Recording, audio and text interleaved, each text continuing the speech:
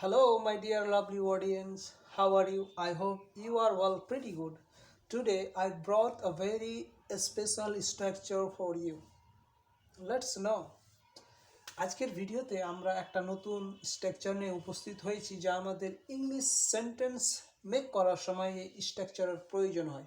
প্রথমে আমি বাংলাতে কিছু বাক্য বলি, তারপরে সেই স্ট্রাকচারটা ইংরেজিতে আমরা বাক্য তৈরি করে শিখব কিভাবে সেই স্ট্রাকচারটা আমরা ইংরেজি কথা বলার সময় প্রয়োগ করব। চলুন আগে স্ট্রাকচারটা আমি লিখে নিই। প্রথমে আমাদের স্ট্রাকচারটা হবে subject plus was suppose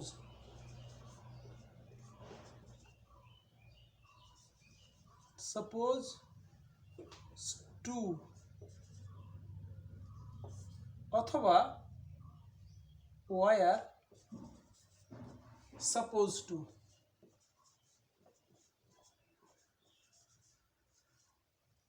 plus verb 1 plus object plus others। যদি থাকে আদার্স তো দিবেন, যদি না থাকে তো না দিবেন। তাহলে আজকের মূল স্ট্রাকচার হলো আমাদের এটা, সাবজেক্ট ওয়াজ সাপোজ টু অথবা ওয়ার সাপোজ টু, রাইট। এখানে ওয়াজ ওয়ার আমরা জানি কোন সাবজেক্টের ক্ষেত্রে বসে, এটা আমি আর আজকে বলবো না, হয়তো আপনারা জানেন বা আপনারা আমাকে কমেন্ট করেন যদি এই রকম বিষয় যে আমরা এই বিভাগগুলো কোন সাবজেক্টের সঙ্গে কোনটা বসে, তাহলে আমি একটা স্পেশাল ভিডিও নিয়ে আসবো আপনাদের জন্য, যদি আপনারা আমাকে কমেন্ট করেন। তাহলে আমরা মূল বিষয়ে যাই যে এই স্ট্রাকচারটা আমরা যে ব্যবহার করব, সাবজেক্ট ওয়াজ সাপোজ টু অথবা ওয়ার সাপোজ টু, এটা আমরা কিভাবে ব্যবহার করব? যখন আমরা বাংলায় কোনো বাক্য বলবো যে তার ওখানে যাওয়ার কথা ছিল, বা আমার এখানে আসার কথা ছিল, বা আমার একটা মোবাইল কেনার কথা ছিল, আমার আজ ভাত খাওয়ার কথা ছিল, এই যে কথা ছিল, ওই জন্য আমরা এই সাপোজ টু ব্যবহার করেছি। এই কথা ছিল এইটাকে কেন্দ্র করে আমরা আজকে পেয়েছি সাপোজ টু। এই সাপোজ টুকে কেন্দ্র করে আজকে আমরা এই বাক্য তৈরি করব। তাহলে আমি একটা উদাহরণ দিয়ে বোঝাই আপনাদের যে তার এখানে আসার কথা ছিল,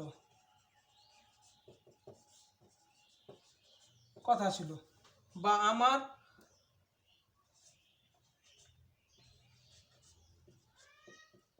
আজ বাজার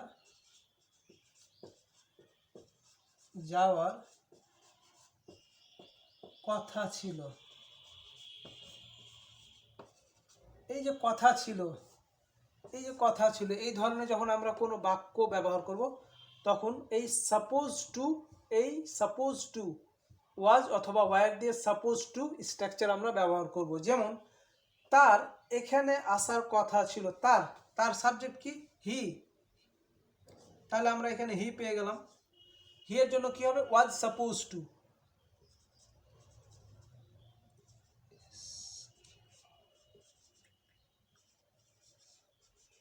Supposed to